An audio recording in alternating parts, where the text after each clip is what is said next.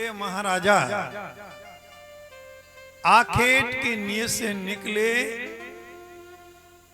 और सुदूर तक भटकने के बाद उनको कोई शिकार नहीं मिला। राजमहल की ओर लौट रहे थे। रामड़ावास की सरद को पार करने लगे। राजा की निगाह पड़ी, 100 हिरणों की डार खड़ी है। इधर देखे 100 हिरणों की टोलियां, इधर देखे चारों तरफ हिरण ही हिरण। राजा को अचंभा हुआ, मेरे राज्य की सरद में इतने हिरण और मैं शिकार के लिए कहां कहां भटकता हूं। मन में देख गया आज के बाद कभी भी मुझे शिकार करना होगा, सीधा इसी विष्णु क्षेत्र में आऊंगा, आराम से शिकार करके चला जाऊंगा। कुछ दिनों के बाद शिकार की नीयत से राजा उस क्षेत्र में आता है और जैसे रावणावास की सरद में प्रवेश किया, जिधर नजर जाए महात्मा ही महात्मा दिखे। 100 महात्मा की टोलियां, इधर देखे महात्मा, इधर देखे महात्मा, इधर देखे महात्मा। राजा को लगता है उत्तराखंड के समस्त तपस्वी मेरे राज्य की सरद में कब पहुंचे और गुप्तचरों ने मुझे संदेशा तक नहीं दिया।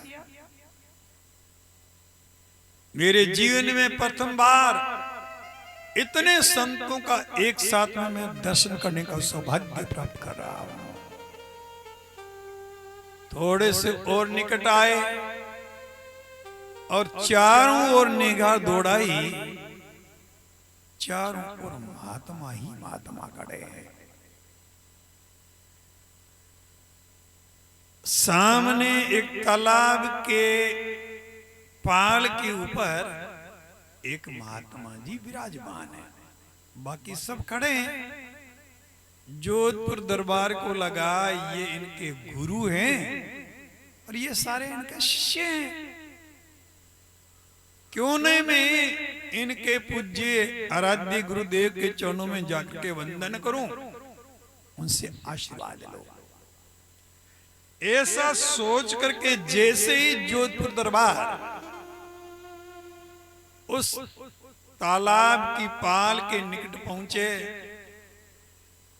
वहां संतों को जाके प्रणाम किया।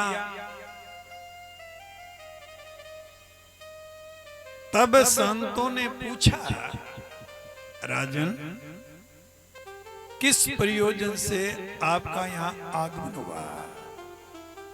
महाराज मैं आया तो शिकार के लिए था, कुछ दिन पहले यहां से गुजरा था, यहां 100 हिरणों की टोलियां नजर आ रही थी, लेकिन आज पूरे क्षेत्र में विचरण करने के बाद भी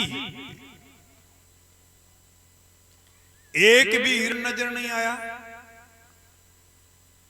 और मेरे राज्य की सरद में इतने तपोनिधि तपस्वी पहली बार मैं दर्शन करने का सौभाग्य प्राप्त कर रहा हूं। उस समय सुरजनदास जी महाराज कहने लगे, राजन जरा अपना हाथ मेरे हाथ में देना। हाथ में हाथ दिया, महात्मा जी ने पकड़ लिया। एक कांटा लेकर के हाथ की हथेली में चुभोया। राजा चिल्लाया, चुबाने को हिलाया, सूल चुबीजे करक दुहेली। कांटा हिल जाए तो करका जोर से गागा रोया। महाराज प्राण जा रहे हैं। राजन एक छोटा सा कांटा चुबाने पे इतनी तकलीफ हो रही है, रे हिल गया तो गागने लगे हो। अब आप अनुमान लगाओ, जिस निर्दोष जीव को जब तुम हलाल करते हो, मारते हो, एक कांटे की इतनी तकलीफ होती तो जीव हिंसा का कितना बड़ा दोष तकलीफ होती होगी। जोधपुर दरबार पैरों में लंबे पड़ गए और कहा गुरुदेव आपके चरणों में समर्पित होकर मैं प्रतिज्ञा करता हूं आज के बाद न मैं कभी कोई जीव हिंसा करूंगा और नहीं मेरे राज्य की सरद में किसी को हिंसा करने दूंगा। जैसे नजर ऊपर की जहां जितने महात्मा नजर आते सब हिरण ही हिरण खड़े थे। अपनी योग शक्ति से हिरणों को महात्मा बना दिया और महात्मा को वापस हिरण। मेरे कहने का भाव ऐसे ऐसे सामर्थ्यवान सिद्ध संत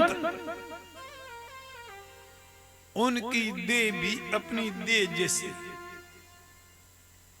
जैसे भूख